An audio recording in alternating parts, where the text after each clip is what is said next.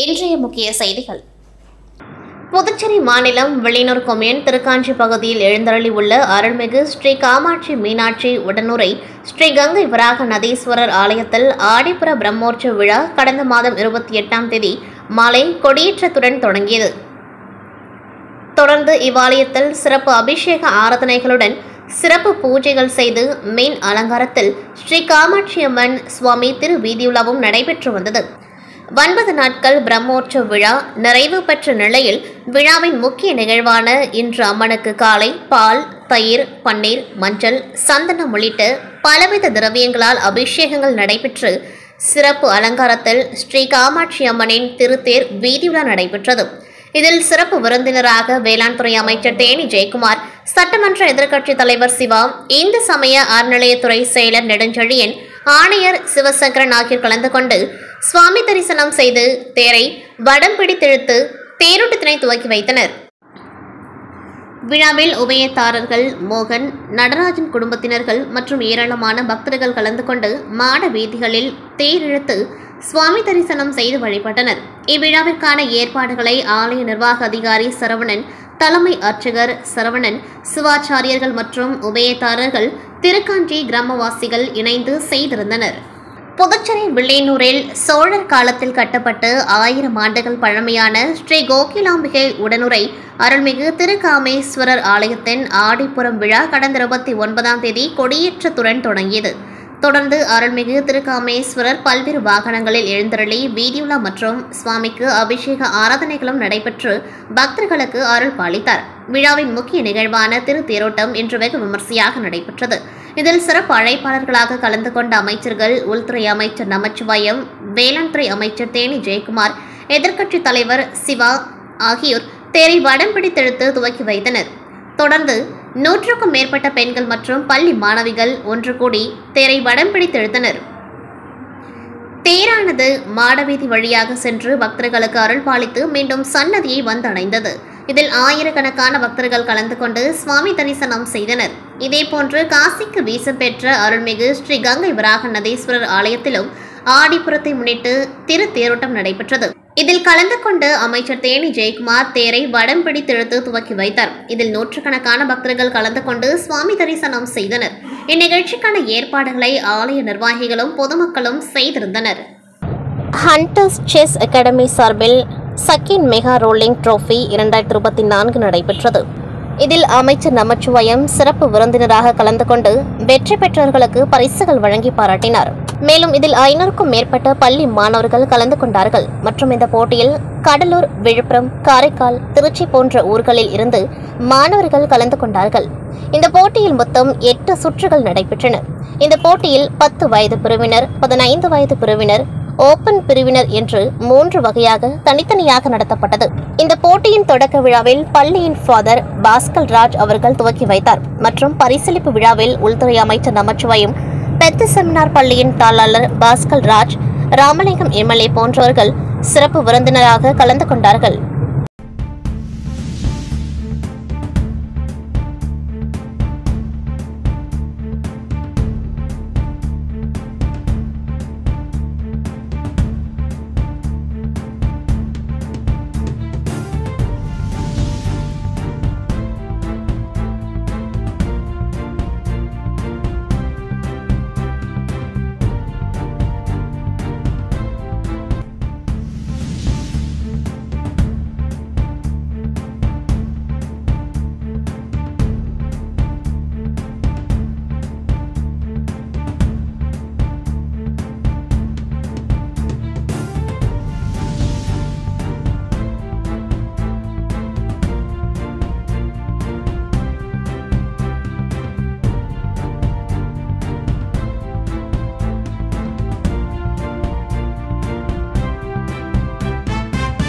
புதுச்சேரி அடுத்த சின்ன கோட்டகுப்பத்தில் அமைந்துள்ள ஸ்ரீ பச்சைவாழி அம்மன் கோவிலில் ஆடி மாத தீமிதி திருவிழா சிறப்பாக நடைபெற்றது.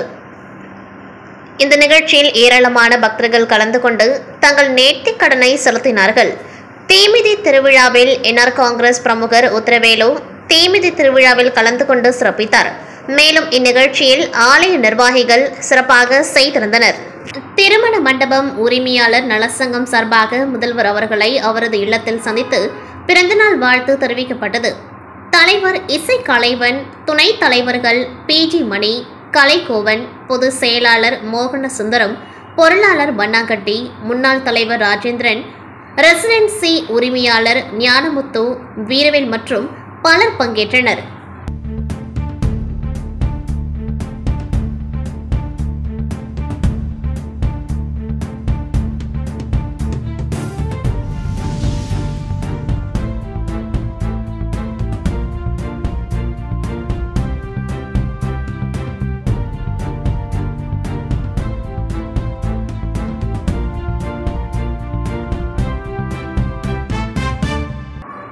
இந்திய கிரிக்கெட் கட்டுப்பாட்டு வாரியம் அனுமதி அளித்து பல அசோசியேஷன்கள் நடத்தி வரும் பிரீமியர் லீக் போட்டிகள் இப்பொழுது புதுச்சேரி மண்ணிலும் நடைபெறவுள்ளது.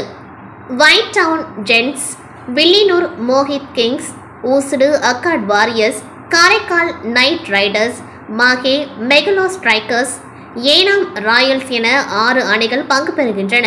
இந்த போட்டிகள் துத்திப்பட்டு சீக்கம் ஸ்டேடியத்தில் ஆகஸ்ட் 5 முதல் 23ஆம் தேதி வரை பகல் இரவு ஆட்டமாக மின்னொளியில் நடைபெறவுள்ளது. நேற்று 2:45 மணிக்கு நடைபெற்ற முதல் போட்டியில் காரைக்கால் நைட் ரைடர்ஸ் அணியும் மாஹே மெகலோ ஸ்ட்ரைக்கர்ஸ் அணியும் மோதின. டாஸ் வென்ற மாஹே மெகலோ ஸ்ட்ரைக்கர்ஸ் அணி ஃபீல்டிங் செய்ய முடிவு செய்தது. முதலில் ஆடிய காரைக்கால் நைட் ரைடர்ஸ் அணி 20 ஓவர்களில் 7 விக்கெட் இழந்து 140 ரன்கள் எடுத்தது.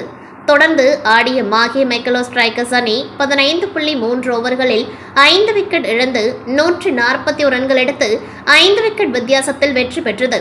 அதிரடியாக ஆடி 17 பந்துகளில் 40 ரன்கள் அடித்த மாஹே மெகலோ ஸ்ட்ரைக்கர்ஸ் அணியின் ராகவன் ஆட்டநாயகன் விருது பெற்றார். நேற்றிரவு 7 மணிக்கு தொடங்கிய போட்டியில் வில்லியனூர் மோஹித் கிங்ஸ் அணியும் ஊசுடு அக்காட் வாரியர்ஸ் அணியும் மோதின. டாஸ் வென்ற வில்லியனூர் மோஹித் கிங்ஸ் ஃபீல்டிங் செய்ய முடிவு செய்தது. முதலில் ஆடிய ஊசுடு அக்காட் வாரியர்ஸ் அணி 19 ஓவர் முடிவில் அனைத்து விக்கெட்டுகளையும் இழந்து 131 ரன்கள் எடுத்தது. தொடர்ந்து ஆடிய வில்லியனூர் மோஹித் கிங்ஸ் அணி 12.2 ஓவர்களில் 3 விக்கெட் இழந்து 134 ரன்கள் எடுத்து 7 விக்கெட் வித்தியாசத்தில் வெற்றி பெற்றது. அதிரடியாக ஆடி 48 பந்துகளில் 51 ரன்கள் அடித்தார். மற்றொரு விளையாட்டு இந்திரஜித் குமார் தனது சிறப்பான பந்துவீச்சால் 5 விக்கெட்டுகளை கைப்பற்றி ஆட்டநாயகன் விருதை தட்டி சென்றார்.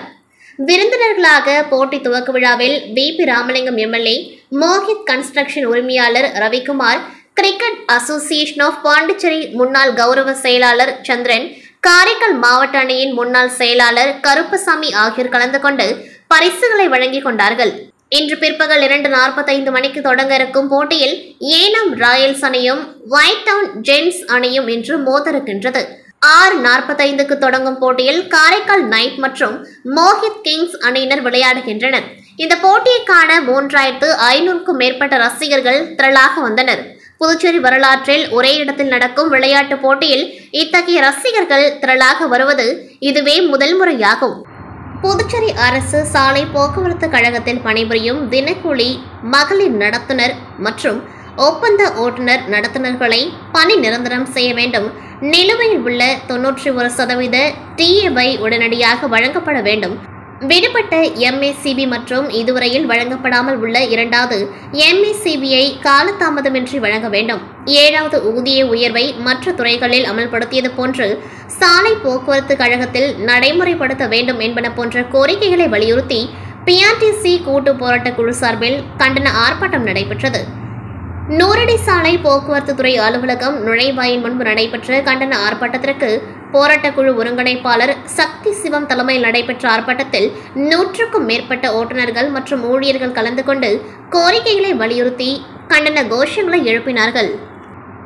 புதுச்சேரி மாநிலத்தில் பொதுமக்கள் பயன்பெறும் வகையில் பொது போக்குவரத்தை ஊக்குவிக்க போக்குவரத்து துறை கமிஷனர் சிவக்குமார் அவர்களிடம் புதுச்சேரி பாரதிய ஜனதா கட்சி சமூக ஊடக மாநில தலைவர் மகேஷ் ரெட்டி அவர்கள் மற்றும் முன்னாள் இளைஞரணி தலைவர் சக்திவேல், முழுநேர ஊழியர் செல்வகுமரன், ரமணா மற்றும் சமூக ஊடக மாநில துணைத் தலைவர் தயா ஹரிகிருஷ்ணன், தகவல் தொழில்நுட்ப மாநில செயற்குழு உறுப்பினர் சார்லஸ் மனு அளித்த பொழுது புதுச்சேரி மாநிலம் மிக சிறந்த சுற்றுலா மற்றும் சிறந்த ஆன்மீக சுற்றுலா தலமாகவும் திகழ்வதால் இங்கு அதிகப்படியான சுற்றுலா பயணிகள் வருகை நாளுக்கு நாள் அதிகரித்து வருகின்றது.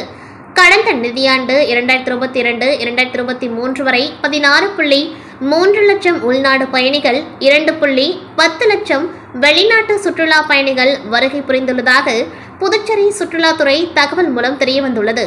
வருகின்ற சுற்றுலா பயணிகளுக்கு தகுந்த உள்ளூர் பொது போக்குவரத்தை விரிவுபடுத்தி சுற்றுலா பயணிகளின் வழித்தடத்தை கண்டறிந்து அவ்வழியிலும் போக்குவரத்தை மேம்படுத்த வேண்டும். குறிப்பாக வார இறுதி நாட்களில் வெள்ளி, சனி, ஞாயிறு மற்றும் விடுமுறை நாட்களில் புதுச்சேரிக்கு வருகின்ற சுற்றுலா பயணிகள் அதிக அளவில் பொது போக்குவரத்தினை பயன்படுத்த உட்கட்டமைப்பு மற்றும் போக்குவரத்து வாகனங்களை அதிகப்படுத்த வேண்டும். பொது போக்குவரத்தில் பிஆர்டிசி பேருந்து மிக முக்கிய பங்கு வகிக்கிறது. சர்க்கியூட் பஸ் எனப்படும் டூரிஸ்ட் ரூட் ஐடென்டிஃபிகேஷன் பர்மிட் வழங்குவதால் ஒரு டே பாஸ் மூலம் அதிக வருவாய் பெற முடியும். புதுச்சேரி சட்டமன்ற கூட்டத்தொடர் தற்பொழுது நடந்து கொண்டிருக்கிறது.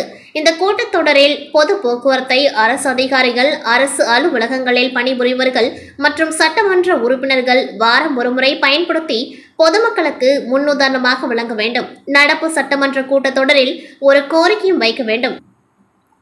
மற்ற மாநிலங்களை விட நம் புதுச்சேரி மாநிலத்தில் மட்டுமில்லாமல் பிஆர்டிசி பேருந்து மற்ற மாநிலங்களிலும் நல்ல வரவேற்பு இருக்கின்றது. பாரத பிரதமர் நரேந்திர மோடி அவர்கள் கடந்த முறை புதுச்சேரிக்கு வந்தபொழுது பெஸ்ட் புதுச்சேரியாக உருவாக்க வேண்டும் என சொல்லியிருந்தார். அதில் எஸ், ஸ்பிரிச்சுவல் ஹப் என்பது ஆன்மீக சுற்றுலா மையமாகும். டி, டூரிஸ்ட் ஹப் என்பது சிறந்த சுற்றுலா மையமாகவும் செயல்பட வேண்டும் என கூறியிருந்தார். அதற்கு மிக சிறந்த வழி பொது போக்குவரத்து. பல வெளிநாடுகளில் சுற்றுலா பயணிகள் அதிக அளவில் பொது போக்குவரத்தை பயன்படுத்துகின்றனர். புதுச்சேரி போன்ற சிறிய மாநிலத்தில் அதிக அளவில் பயன்படுத்தினால் நம் மாநிலம் மிக அதிகப்படியான வருவாயை ஏற்படுத்தும். இதன் மூலமாக அதிகப்படியான வேலைவாய்ப்பும் உருவாகும் என்பதை இதன் மூலம் தெரிவித்துக் கொள்கின்றோம் என்று தெரிவித்தனர். புதுச்சேரி கதிர்காமம் எல்லை பிள்ளைச்சாவடி பகுதியில் அமைந்துள்ள ஸ்ரீ புத்து மாரியம்மன் ஆலயத்தில் ஆடி மாத சிறப்பு பூஜை நடைபெற்றது. இதில் காலை அம்மனுக்கு அபிஷேக ஆராதனைகள் நடைபெற்று சிறப்பு பூஜைகள் நடைபெற்றன. ஆண்டுதோறும் சிஎன்எஸ் குரூப் சார்பில் கூழ்வார்த்தல் நிகழ்ச்சி நடைபெறுவது வழக்கம். அதன்படி இந்த வருடம் நடைபெற்ற கூழ்வார்த்தல் நிகழ்ச்சியில் சிஎன்எஸ் குரூப் நிர்வாகியும் பாஜக கதிர்காமம் தொகுதி பிரமுகருமான ஜெகதீஸ்வரன் மற்றும் சிஎன்எஸ் குரூப் செயலாளர் சந்தோஷ்குமார் ஆகியோர் கலந்து கொண்டு சுவாமி தரிசனம் செய்தனர். முன்னதாக சுவாமிக்கு சிறப்பு பூஜைகள் நடத்தப்பட்டு மகா தீப ஆராதனை காண்பிக்கப்பட்டது. மேலும் ஆலயம் சார்பில் மரியாதை செலுத்தப்பட்டது. தொடர்ந்து பூஜையில் கலந்து கொண்ட பக்தர்களுக்கு சிஎன்எஸ் குரூப் நிர்வாகிகள் ஜெகதீஸ்வரன் மற்றும் சந்தோஷ்குமார் ஆகியோர் சுவாமி பிரசாதங்களை வழங்கினார்கள். மேலும் கூழ்வார்த்தலை துவக்கி வைத்தனர். இதில் திரளான பக்தர்கள் கலந்து கொண்டு சுவாமி தரிசனம் செய்தனர்.